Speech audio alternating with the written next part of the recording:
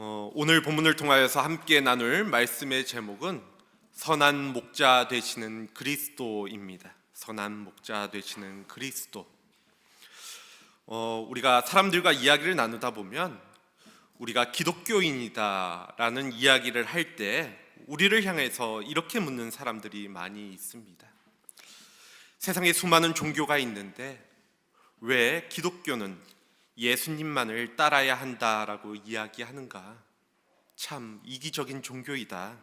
그것만이 구원이 있다라고 이야기하는가? 세상에 믿고 의지할 것이 얼마나 많이 있는데 실질적으로 그것을 의지하며 살아갈 때 더 많은 유익을 얻는 것을 우리가 실질적으로는 보게 되는데 당신들의 믿음은 너무 맹목적인 것 아니냐 하는 것입니다. 저 역시 여기 계신 분들에게 동일한 질문을 던져봅니다. 이 질문은 우리의 정체성에 대한 근본적인 질문이기도 한데요. 여러분들은 왜 예수님을 믿고 따르십니까? 우리는 왜 예수님을 따라야 할까요? 그리고 그 근거는 무엇이라고 이야기할 수 있을까요? 다른 것들을 따라 사는 옵션은, 다른 것들을 살아가는 선택은 우리에게 없는 것일까요? 이 질문에 대해서 무엇이라고 대답하실 수 있으시겠습니까? 이에 대한 대답을 알고 계신 분들도 계실 것이고 또 아직은 잘 모르겠다 생각하시는 분들도 계실 것인데요. 오늘 본문을 통하여서 이러한 질문에 대한 그 답을 얻을 수 있는 시간, 또 그 대답을 아시는 분들 역시도 내가 알고 있는 그 답에 대해서 다시 한번 점검할 수 있는 시간 되어지기를 원합니다.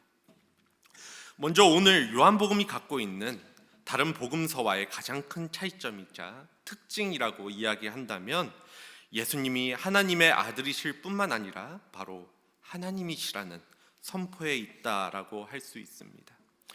요한복음을 제외한 다른 마태, 마가, 누가복음을 보면 예수님이 하나님의 아들이시다라는 것을 증명하기 위한 이야기들이 계속해서 적혀져 있는데 기록되어져 있는데요. 요한복음의 특징이라고 하면 바로 하나님의 아들이심을 선포하는 것으로 시작하고 있다라는 것이죠. 하나님이 곧 예수님이시다라는 것을 선포하고 있다라는 것입니다. 그래서 요한복음은 하나님이신 예수님이 어떻게 우리를 구원해 주셨는지에 대해서 초점을 맞춰서 기술하고 있지요.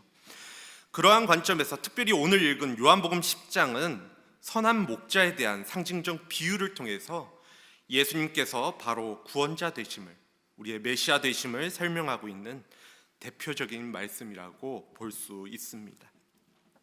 이와 관련하여 오늘 본문이 되는 요한복음에는 다른 복음서에서 아주 보기 힘든 특별한 형식의 문장이 등장합니다. 그 중 하나가 바로 나는 무엇이다, 나는 무엇이다 라는 표현입니다.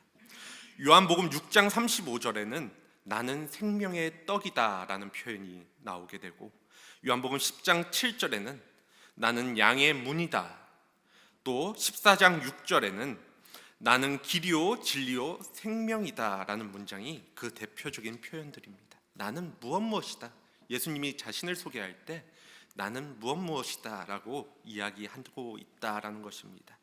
오늘 본문 역시도 이러한 표현이 등장하게 됩니다. 바로 나는 선한 목자다라는 문장입니다. 이 표현이 본문 11절과 14절에 반복되어져 있는데요. 나는 선한 목자다라는 이 문장이 듣기에 따라서는 굉장히 우리에게 어색하게 들릴 수 있습니다. 자기 스스로를 높이는 듯하게 들리기 때문이지요. 사실 이러한 표현이 우리에게 익숙한 것은 구약의 말씀을 통하여서인데요.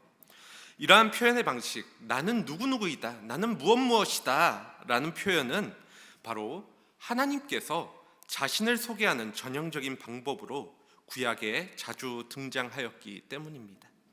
모세가 호렙산에서 처음 하나님을 만났을 때 하나님의 이름에 대해서 물은 적이 있음을 기억하실 것입니다.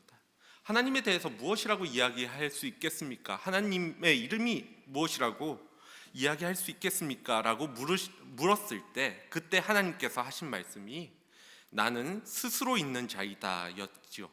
즉 나는 무엇이다 라고 선포하는 방식이 하나님께서 자신을 소개하는 전형적인 표현의 방법이라는 것입니다. 그렇게 오늘 예수님의 나는 선한 목자이다 라는 말씀은 분명하게도 나는 하나님이다 라는 선포입니다. 이게 왜 이렇게 연결되어지는가 의문이 드실 수 있을 텐데요. 성경에는 목자와 양에 대한 비유가 종종 등장합니다. 이는 우리가 그 농경 문화권에 있었기 때문에 이러한 비유에 대해서 익숙함이 덜하지만 유대인들은 전통적으로 유목 생활을 해왔기 때문에, 즉 목자와 양의 관계에 대해서 잘 알고 있는 민족이었기 때문에 이러한 표현들을 사용하고 있는 것이죠. 이러한 배경 아래서 목자와 양의 비유가 하나님과 이스라엘을 이해하는 좋은 예가 되었다라는 것입니다. 그래서 이러한 목자와 양의 비유는 구약에서 많이 볼 수 있습니다. 에스겔서 34장 말씀을 보면 나 주 여호와가 말하노라 내가 친히 내 양의 목자가 되어 그것들로 누워있게 할지라. 나 주 여호와가 말하노라 나의 양떼 너희여 내가 양과 양 사이에 수양과 수염소 사이에 심판하노라. 내 양 곧 내 초장의 양 너희는 사람이요 나는 너희의 하나님이라. 나 주 여호와의 말이니라. 또 이사야 40장에 그는 목자같이 양무리를 먹이시며 어린 양을 그 팔로 모아 품에 안으시며 라는 말씀과 같이 하나님을 양을 보살피시고 또 기르시는 목자로, 또 그 백성을 양으로 비유하여 말씀하신 기록들을 많이 볼 수 있는 것이지요. 구약뿐만 아니라 신약으로 넘어와서도 예수님이 제자들에게 목자와 양의 비유를 많이 이야기해 주시는 모습 역시도 그와 관련되어져 있습니다. 이러한 관점에서 오늘 함께 교독한 시편, 성시교독 시편 23편의 말씀 역시도 하나님과 이스라엘을 목자와 양의 관계로 서술하고 있는 대표적인 말씀인데요. 이 말씀 가운데서도 여호와는 나의 목자시니 내게 부족함이 없으리로다 라는 다윗의 고백을 우리는 확인할 수 있습니다.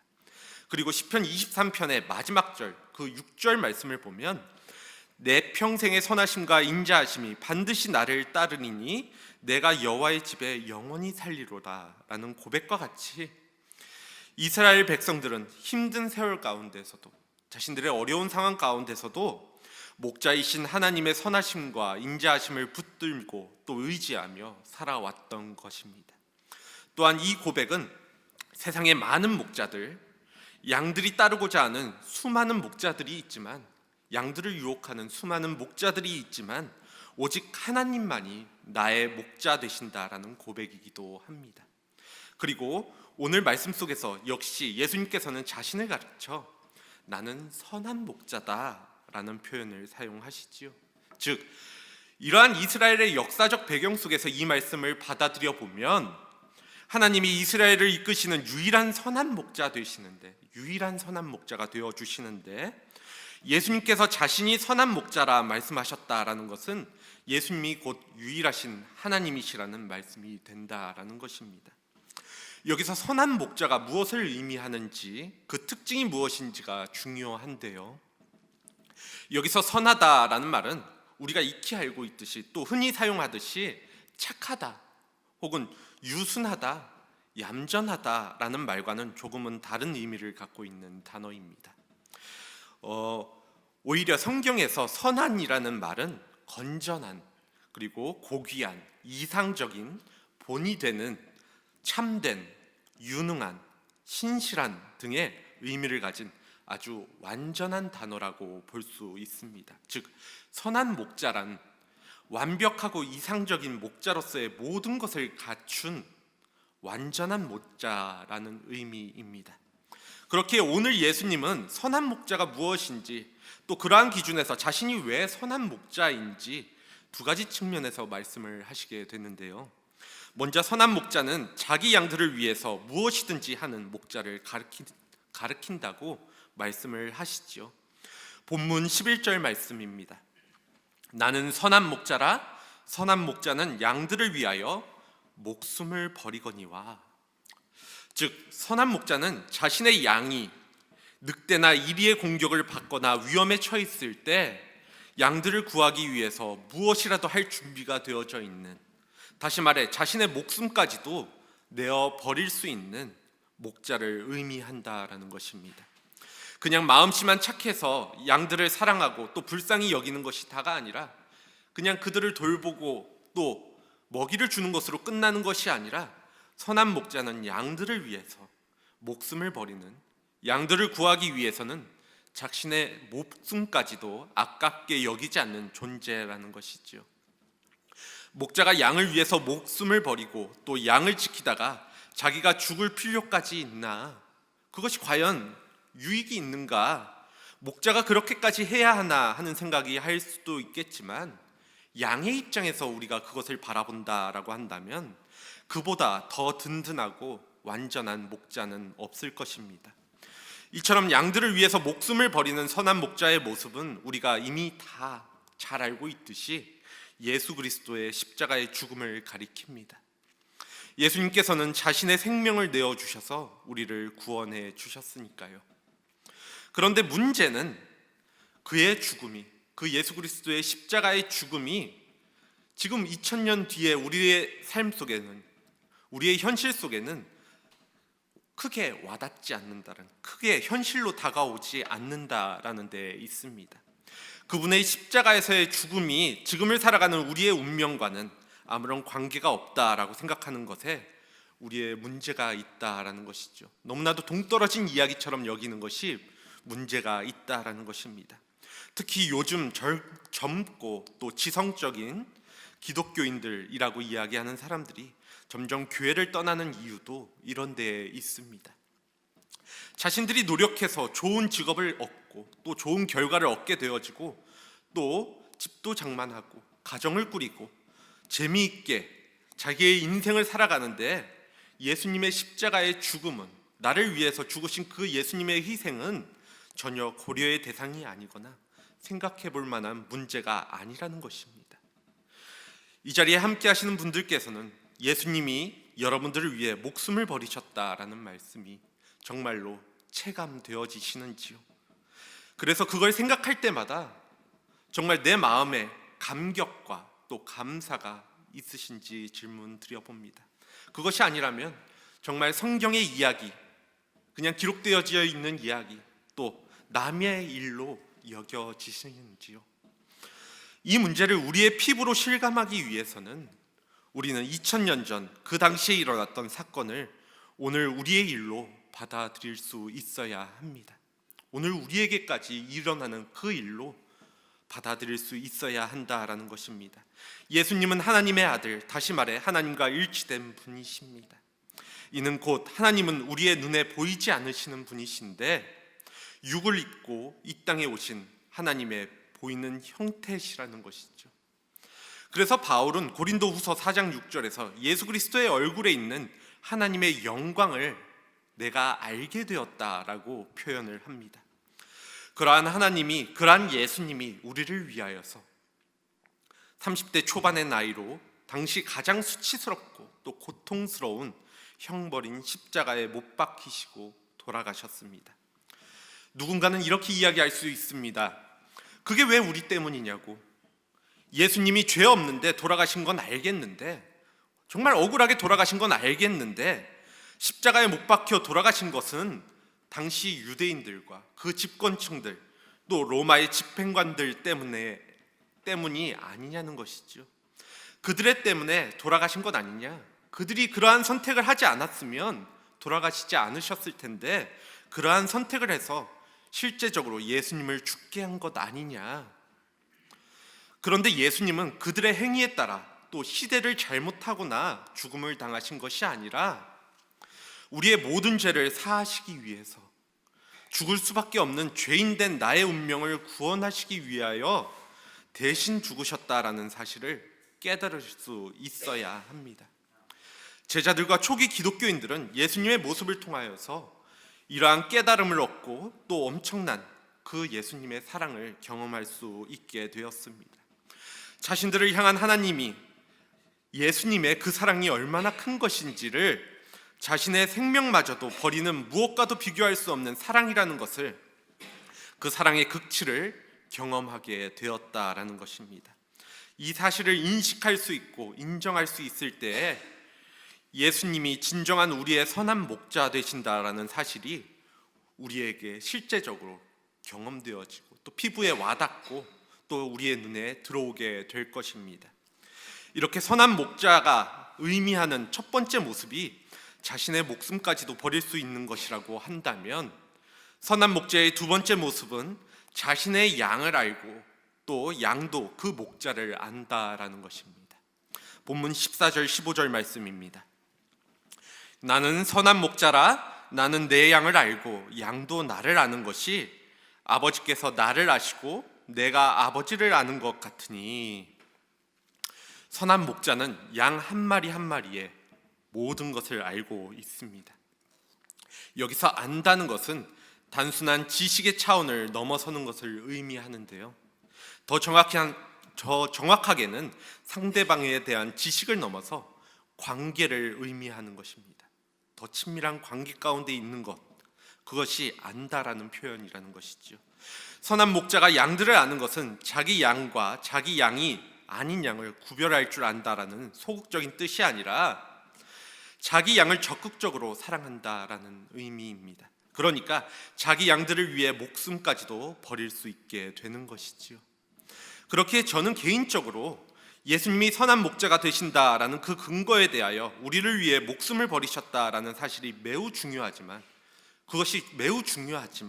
그것만큼 중요한 것이 우리의 모든 것을 아시고 우리도 예수님을 안다라는 것이 더 중요한 근거가 된다라고 생각을 합니다. 선한 목자라면 양 한 마리 한 마리를 깊이 알듯이 예수님께서는 제자들의 중심을 속속들이 알고 계셨습니다. 자신을 배신할 것까지요, 자신을 배신하고 또 십자가에 못 박힐 것이라는 그 사실도 알고 계셨을 정도였으니까요. 그것을 알고서도 그들을 제자로 삼으셨습니다. 제자들은 예수님께서 너희 중에 나를 배신할 자가 있다, 나를 부인할 자가 있다라는 그 말을 듣고도 처음에는 그것을 인정하지 않고 왜 그런 말씀을 하시냐 생각했지만 나중에는 깨닫게 되어지는 모습을 보여주지요. 제자들 자신도 자기가 누구인지를, 즉 자기의 정체성을 몰랐었던 것입니다. 이는 바꿔 말하면 오직 예수님을 통해서만 우리가 진정으로 누구인지, 즉 우리가 실제로는 그 양이라는 사실을 알 수 있다라는 의미입니다. 또한 예수님은 내가 내 양들을 안다고만 하시지 않고 내 양들 역시도 나를 안다라고 말씀을 하십니다. 이 관점이 굉장히 중요한데요. 양이 목자를 절대적으로 신뢰하기 위해서는 목자가 누구인지를 정확하게 알아야 합니다.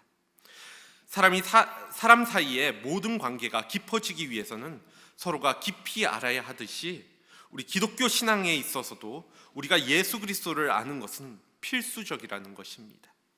여기서 예수님을 안다라는 말은 두 가지 차원에서 적용되어질 수 있는데요. 하나는 실제로 예수님이 누구신가를 이성적으로 또 지식적으로 깊이 있게 안다라는 차원이고, 또 다른 하나는 예수 그리스도를 항상 나와 함께 하시는 친구처럼 가깝게 느끼는 차원입니다. 이 두 가지가 다 안다라는 차원 속에 있다라는 것이죠. 이 두 가지는 구분되어 있지만 분리되어 있지는 않습니다. 이 두 가지가 항상 함께 해야 한다라는 것입니다. 간혹 가다 보면 기독교인들 중에서 예수 그리스도에게는 크게 관심을 두지 않고 거기에는 집중하지 않고 교회 활동에만 관심을 갖고 살아가는 분들이 계십니다. 이러한 분들의 특징이라고 한다면 예수님과의 관계는 깊어지지 않고 자기의 종교적 열정에만 왕성하게 나타내고자 한다라는 것이죠. 자신을 조금 더 드러내기 위해서 선하게 살아간다는 것에 대해서 더 드러내려고 열심히 신앙생활을 하고 있는 것처럼 보일 때가 있다라는 것입니다. 그러다 보면 예수님을 사랑한다라는 말을 입에 달고 다니지만 실제로 그렇게 이야기는 하지만 예수님 자체에 대해서는 아는 게 없게 되기 쉽습니다. 그러한 신앙생활이 습관이 되다 보면 결국 신앙의 공백 상태에 빠지게 되는 것이죠. 그렇게 예수님을 깊이 알기 위해서는 우리는 공부가 필요합니다. 그런데 일반적으로 성도님들이 이러한 공부를 하기가 쉽지가 않습니다. 신학 공부가 어렵기도 하고 더 핵심적으로 신학적인 문제는 몰라도 신앙생활에는 아무런 지장이 없다라는 생각이 들기도 하기 때문입니다. 그래서 우선순위에서 밀리게 되는 경우가 많이 있죠. 하지만 예수 그리스도를 더욱 잘 알기 위해서는 공부가 필요하다라는 사실만큼은 부정할 수가 없습니다. 여기서 양이 목자를 안다라는 그 말은 본격적인 신학 공부만을 의미하는 것은 아닌데요. 아까 말씀드린 것처럼 안다라는 것이 이러한 직시적인 측면과 더불어 관계의 측면이라고 말씀을 드렸습니다. 그렇게 예수님을 안다라는 것은 예수님과의 친밀한 관계에 집중하고 있다라는 의미를 갖고 있죠. 예수님을 항상 생각하고 또 나의 삶 가운데에서 집중함으로 아주 가까운 관계 가운데로 들어가는 것을 의미한다라는 것입니다. 그렇게 되면 나에게 경험되어지는 모든 일들을 하나님의 관계 속에서 받아들여질 수 있게 되어질 것입니다. 즉 일상에서 벌어지는 일들로 일희일비하지 않고 그 과정에서 하나님의 통치를 깊이 경험할 수 있게 된다라는 것입니다. 물론 이러한 일이 저절로 그냥 예수를 믿는다라는 고백 이후에 저절로 생겨나는 것은 아닙니다. 절대로 우리가 가만히 있는다고 예수님을 깊이 알 수 있는 것은 아니라는 것이지요. 예수님에 대해서 알려고 하고 또 그로 인한 예수님을 아는 깊이만큼 우리는 그 하나님의 통치를, 즉 생명의 능력과 그 신비를 경험하게 된다라는 것입니다. 우리의 인생은 바로 그러한 삶의 연속적인 과정이라고 이야기할 수 있습니다. 그러한 삶의 과정을 통하여서 그 과정 속에서 반복되는 그 과정 속에서 그 과정을 기쁘게 여기는 사람은 하나님께서 그분을 통해서 제시해 준 생명의 길을 더 깊이 있게 경험할 수 있게 되어지는 것입니다. 그 과정을 통해서 바로 예수님이 나의 유일한 선한 목자이심을 깨닫게 된다라는 사실이지요. 그리고 이렇게 예수 그리스도께서 우리에게 선한 목자가 되어 주시는 것은 그 무엇보다도 비교할 수 없는 생명을 우리에게 허락해 주시기 위해서입니다. 이에 대해서 예수님께서는 오늘 본문 앞절 10절 후반부에 이렇게 말씀을 하십니다. 내가 온 것은 양으로 생명을 얻게 하고 더 풍성히 얻게 하려는 것이다. 생명을 풍성히 얻게 하려고 내가 온 것이다. 사실 생명을 풍성히 얻게 한다라는 말이 우리에게 막 와닿는 말씀은 아닐 것입니다. 예수님을 믿지 않는 세상 사람들과 우리 기독교인의 삶이 크게 달라 보이지 않게 느껴질 때가 많이 있는 것도 바로 이러한 연유 때문인데요. 딱히 믿는 자들과 믿지 않는 자들의 그 삶이 세상의 눈에 보기에는 차이가 없어 보이고 비슷한 일들로 어려움을 겪게 되고 또 힘들어하고 또 때로는 비슷한 일들로 즐거워하는 모습들을 많이 보게 되기 때문입니다. 예수님을 믿는 사람들을 보더라도, 더 나아가 목회자들을 보더라도 저 사람은 예수 그리스도가 주시는 생명을 풍성히 누리는 것 같아 라고 이야기하기 쉽지 않을 때가 많이 있죠. 남들을 바라볼 때만이 아닙니다. 저 자신을 바라보더라도 내가 예수님을 믿는다라는 말은 하지만 그 안에서 정말 풍성한 은혜를, 풍성한 생명을 누리고 살아간다라고 느껴질 때가 많이 없을 때도 있다라는 것입니다. 이렇게 예수님을 믿는 사람이라고 말하면서도 믿지 않는 사람들이나 별로 다른 점이 없거나 더 못하다고 느낄 수 있다라는 것이지요. 하지만 그렇다 하더라도 실망하지 마시기 바랍니다. 우리가 예수 그리스도의 생명을 풍성하게 누리지 못하는 근본적인 이유는 그 생명의 본질이 아닌 일에 내가 더 집중하고 살아간다는 데 있습니다. 생명의 본질이 아닌 일을 한마디로 이야기하면 자신을 높이는 것이라고 말씀드릴 수 있는데요. 요즘 말로 한다면 자신의 성취 욕망입니다. 이에 대한 불안감이 우리의 삶을 옥죄어 오는 것이지요. 물론 이렇게 말씀드리면 자기 성취 외에 인생에 다른 의미가 있냐, 내가 지금 이 땅을 살아가는 데 있어서 내가 성취하는 것이 더 중요한 것 아니냐, 성취를 맛보는 것 중요한 것 아니냐 라고 질문하시는 분들 있을 것입니다. 하지만 분명히 말씀드릴 수 있는 것은 피조물인 우리의 인생에는 자기의 성취라는 단어가 성립되지 않는다라는 것입니다. 왜냐하면 생명의 주인은 내가 아니라 하나님이시기 때문에, 우리의 창조주 되시는 분이 바로 하나님이시기 때문입니다. 내가 주인이 아닌데도 주인 행세를 하려다 보니까 문제가 발생하게 되는 것이죠. 그러다 보니까 내 목자가 누구인지 제대로 알지 못하게 되는 것입니다. 그렇게 살아가면서 시행착오를 겪더라도 다음에 한 가지 사실만은 잊지 마시기 바랍니다. 예수 그리스도만이 실질적으로 우리에게 생명을 풍성하게 허락해 주시는 유일한 선한 목자가 되신다는 사실을 말입니다. 말씀을 정리합니다. 지금의 시대를 살아가는 사람들에게 오늘 말씀이 이야기하는 목자와 양의 개념이 사실은 쉽게 받아들여지지 않거나 또 오해되어 받아들여지는 경우가 많이 있습니다. 그 이유는 자신들의 실존적인 모습, 자신의 삶의 모습이 양과 같다라는 사실을 외면하기 때문에, 그것을 부정하기 때문입니다. 그 사실을 외면하는 사람들은 자신이 온순하거나 무엇인가에 의존적으로 보이는 게 싫다라는 이야기를 많이 하게 되어지죠. 양과 같은 모습, 목자만 있어야지, 목자가 있어야지만 살아갈 수 있는 양의 그 실존적인 모습에 대해서 아니다, 나 스스로도 살아갈 수 있다라고 생각하는 그것이 문제라는 것이죠. 그래서 자신의 분명한 주관을 세우고 기세등등하게 사는 것이 자신에게는 더 유익한 삶이다라고 이야기합니다. 그래서 기독교 신앙이 인간의 삶을 수동적으로 만든다, 신에게 의존하는 그러한 삶으로 만든다라고 비판을 하는 것도 사실입니다. 인간 스스로 주체적이지 못하게 만들고 신에 의존하는 삶으로 전락하게 만들어진다라고 이야기합니다. 하지만 그것은 오해입니다. 기독교가 말하는 목자와 양의 관계는 아무런 판단 능력도 없이 의존적으로 일종의 노예 심리에 물들어 목자를 따라가야 한다는, 그렇게 살아가야 한다라는 뜻이 아니라, 오히려 목자와 양이라는 표현은 목자를 향한 양의 전적인 신뢰를 강조하는 개념이기 때문입니다. 이렇게 양은 전적으로 목자 되는 예수 그리스도를 신뢰해야 합니다.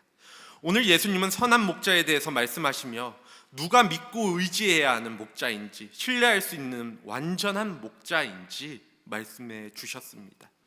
양을 위하여 목숨을 버리고 양에 대해서 알고 양도 그에 대해서 아는 목자가 바로 선한 목자라고 말이지요. 이러한 기준에서 보면 예수님은 우리를 사랑하셔서 목숨까지 버리셨고, 양된 우리에 대해서 누구보다 사랑 가운데 세밀하게 잘 알고 계시며, 우리 역시 그러한 예수님이 우리가 유일하게 믿고 의지할 수 있는 선한 목자 되심을 알고 고백하고 있습니다. 그리고 이러한 예수님께서는 우리에게 생명을 더 풍성하게 얻기 위하여 오셨다라고 말씀하시죠. 그렇다면 우리는 결단할 수 있어야 합니다. 누구를 믿고 의지해야 할 것인지, 무엇을 믿고 의지해야 할 것인지 세상에 흔들리는 기준이 아니라 오늘 성경이 말씀하고 있는 절대적인 기준에 따라서 판단할 수 있어야 한다라는 것입니다. 오늘 본문이 마지막에는 예수님께서는 선한 목자로서 이미 우리 안에 있는 양들만을 돌보기 위해서가 아니라, 이미 그 우리 안에 갇혀 있는 양들만을 위해서가 아니라 우리 밖에 있는 양들 역시도 내게 있는 양이라고 말씀을 하십니다. 16절 17절 말씀인데요, 또 이 우리에 들지 아니한 다른 양들이 내게 있어 내가 인도하여야 할 터이니 그들도 내 음성을 듣고 한 무리가 되어 한 목자에게 있으리라. 내가 내 목숨을 버리는 것은 그것을 내가 다시 얻기 위함이니 이로 말미암아 아버지께서 나를 사랑하시느니라. 우리도 그래서 우리 밖에 있었음에도 불구하고, 예수님의 그 우리 밖에 있었음에도 불구하고 그 우리 안으로, 예수님의 우리 안으로 들어갈 수 있는 능력이나 자격이 없음에도 불구하고 구원받아 예수님의 양이 되었습니다. 예수님은 잃어버린 양 하나도 소중히 여기셔서 그 양을 찾고 우리로 인도해 주시는 그 모습을 기억할 수 있기를 원합니다. 그렇기에 예수님이 우리의 선한 목자가 되어주시고 우리를 구원하심으로 영원한 생명을 향한 여정 가운데 우리를 이끄신다는 이 놀라운 사실을 깨닫고 우리 안에서 주어지는 그 풍성한 생명을 얻고 누리며 살아갈 수 있는, 또 이를 증거할 수 있는, 이를 고백할 수 있는 한사랑교회 공동체 모두가 되어지기를 간절히 소원합니다. 이 시간 함께 기도하도록 하겠습니다.